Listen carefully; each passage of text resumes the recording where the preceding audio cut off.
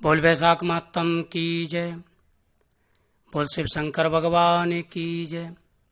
आज मैं आपको 13वें अध्याय की कथा सुना रहा हूं।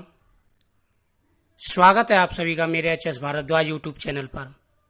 मैं हरिओम शर्मा आज आपको राजा हेमकांत की बड़ी ही सुंदर कथा सुनाऊंगा और इसमें छत्रदान का महत्व बताऊंगा। आप कथा को पूरा सुनें।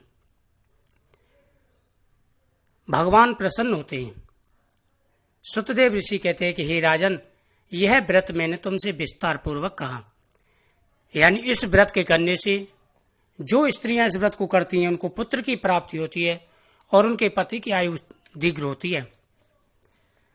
यह कथा सुनकर के राजा ने सुतदेव से प्रश्न किया कि हे ब्राह्मण, वैशाख में यह छत्रदान करने का क्या महत्व है, कृपा करके विस्तार पूर्वक कहिए।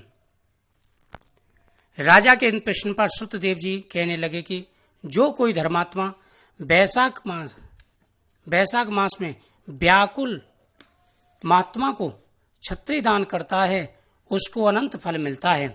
मैं एक प्राचीन इतिहास कहता हूँ। सतयुग में हेमकांत नाम का एक बंगाल देश का राजा था। यह राजा कुशकेतु का पुत्र तथा अत्यंत बलवान था। वह राजा एक समय शिकार खेलने वन में गया। वहां पर अनेक मृग सुगरों को मारता हुआ दोपहर में बहुत थक गया तो मुनियों के आश्रम में पहुंचा। उस समय सतीर्थ नामक ऋषि ध्यान लगाए हुए समाधि में बैठे हुए थे। उसको यह भी मालूम न हुआ कि आश्रम में कौन आया हुआ है। यह निश्चित बैठे रहे और राजा को कुछ भी सम्मान नहीं दिया। इस पर राजा को बड़ा बुरा क्रोध आया और वह ऋषि को मारने के लिए आगे बढ़ा। तब ऋषि के शिष्यों ने उसे रोका और कहा कि अरे दुर्बुद्धि, सुन, हमारे गुरु समाधिस्थ होकर बैठे हैं, उनको यह भी पता नहीं कि बाहर क्या हो रहा है, इसलिए क्रोध करना उचित नहीं है। तब राजा क्रोधित होकर के कहने लगा कि हे ब्राह्मणों, मैं थक गया हूँ और तुमने मेरा अतिथि सत्कार नहीं किया है। तब शिष्यों ने कहा कि हम गुरु के समाधिस्थ के बिना ही आज्ञा के तुम्हारा आदर सत्कार नहीं कर सकते। शिष्यों का ऐसा प्रश्न सुनकर के क्रोध से राजा ने अपना धनुष उठा लिया। कहने लगा कि मुझसे दान लेकर मेरा अन्न खाकर मुझको ही शिक्षा देते हो, ऐसा कृतघ्न को अवश्य मारना चाहिए। इतना कहकर राजा उन पर बाण चलाने लगा।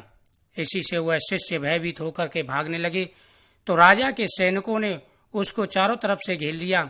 राजा ने उनमें से 300 शिष्यों को मार दिया और भाग गए। जब आश्रम में कोई न रहा तो सैनिकों ने आश्रम की सब वस्तुएं लेकर खूब भोजन किया। सायंकाल राजा जब अपने घर पर आया तो उसके पिता कुशकेतु ने यह सब वृतांत सुनकर पुत्र की बहुत निंदा की तथा उसको घर से बाहर निकाल दिया। जब पिता ने उसे त्याग दिया और राजा हेमकांत वन में चला गया तो वह अत्यंत व्याकुल होकर इधर उधर फिरने लगा और ब्रह्म हत्या आदि सताने लगी। इस प्रकार वह दुरात्मा को फिरते हुए 28 वर्ष बीत गए। तब एक दिन त्रित नाम के ऋषि वैशाख मास में तीर्थ यात्रा करते हुए उस वन में आए और धूप से व्याकुल होकर मूर्छा खाकर पृथ्वी पर गिर पड़े। देवियों से हेमकांत ने ऋषि को मूर्छा खाकर गिरते हुए देख लिया और उसके मन में बड़ी दया उत्पन्न हुई। उसने ढाक के पत्तों के एक छतरी बनाकर मुनि के सिर पर लगाई और अलम का जल पिलाया। इस उपचार के करने से मुनि मूर्छा से निवृत्त हुए तथा इंद्रियों में कुछ चेतनता आ गई। जाने से सने सने गांव में पहुंचे। इस पुण्य के प्रभाव से उसकी 300 ब्रह्म हत्याएं क्षण भर में दूर हो गईं। तब हेमकांत को बड़ा विस्मय हुआ कि उसके द्वारा इतने प्राणियों को इतना कष्ट देने पर भी उसकी ब्रह्म हत्याएं कैसे दूर हो गईं, किसने दूर कर दी, कहाँ गई और इसका क्या कारण है। जब सोच ही रहा था तो उसकी मृत्यु निकट आ गई और उसके संग्रहणी रोग लग गए। जब उस प्राण निकलने लगे तो उसको 3 बड़े बड़े भयंकर यमदूत दिखाई पड़े। वह हेमकांत को डराने लगे। तब हेमकांत मौन साध कर छत्रदान को याद करके विष्णु भगवान का याद करने लगे।